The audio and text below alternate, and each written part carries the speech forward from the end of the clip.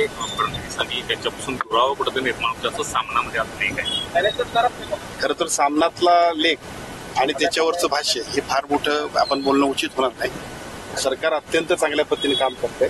महायुतीच्या सरकारमध्ये हे सरकार येण्यामध्ये सुद्धा आदरणीय एकनाथ शिंदे साहेबांचा खूप मोठा वाटा आहे.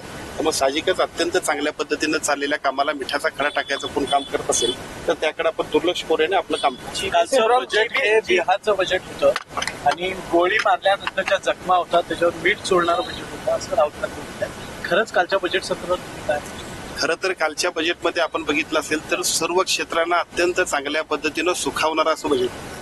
निवडणुकीच्या पूर्वी असं बजेट होतं का तर त्यावेळेला मतदारांना आकर्षित करायचं असतं.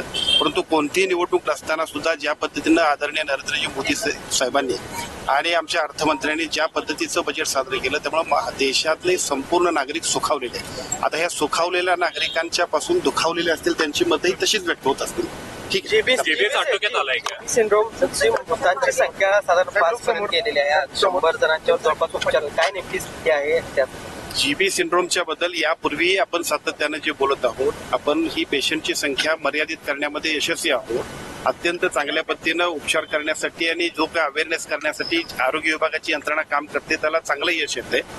मृतांची संख्या 5 आहे, परंतु हा आजार वाढत नाही, संसर्गजन्य नाही आणि त्यामुळे काळजी फारशी न करता फक्त आपण आपल्या आरोग्याची काळजी घेण्यासाठी सातत्यानं जे आम्ही आवाहन करतोय तेच आवाहन आपल्या मार्फत आम्ही सगळेजण पुन्हा एकदा करतो. साहेब, एसएसपीचे रुग्ण सुद्धा वाढताना पाहायला म्हणजे आठवराव माने सुद्धा यांनी सुद्धा मला पत्र दिलेलं आहे आमदारांनी यावरती लस शोधण्याची मागणी. खरं तर माझी विनंती आपणा सर्वांना अशी आहे की आमच्या इतकी जबाबदारी सर्वच वृत्तवाहिन्यांची, सर्व प्रिंट मीडियाची, सोशल मीडियावर काम करणाऱ्या सर्व सजग अशा नागरिकांची आहे की हा सुद्धा एक रेअर आजार आहे. यापूर्वीपासून तो अस्तित्वात आहे. आताच तो आजार आला अशातला भाग नाही. दुर्दैवानं कोरोना नंतर मात्र प्रत्येक आजार आला की प्रत्येक माणसाच्या मनात भीती तयार होते, त्यातलाच तो भाग आहे. हा आजार पूर्वीपासूनच आहे, लाखात एखाद्याला होतोय. दुर्दैवानं तो कोल्हापुरातला सुद्धा एक तसा पेशंट आढळला.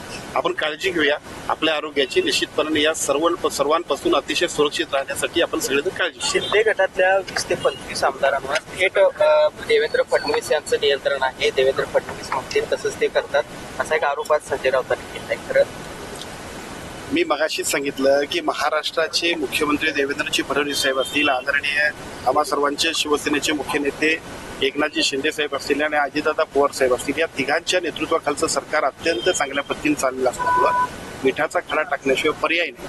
त्यामुळे तिकडं फारसं गांभीर्यानं लक्ष देण्यापेक्षा या महाराष्ट्रातल्या 12.5 कोटी जनतेची सेवा करण्यासाठी दररोज प्रत्येक क्षण अतिशय चांगल्या पद्धतीनं प्रत्येक आमदार, खासदार, सर्व मंत्री महोदय अतिशय चांगल्या पद्धतीने व्यस्त. सहपालकमंत्री हे अंकुश ठेवण्यासाठी आहेत अशा पद्धतीचा एक आरोप केला जातो. आज सहपालकमंत्र्यांच्या सोबत तुम्ही डीपीडीसी घ्या. प्रशासन गतिमान करायचं आहे. त्या सगळ्या प्रशासनाला अशा पद्धतीनं जर का आणखीन एक सहपालकमंत्री झाले तर हरकत नाही.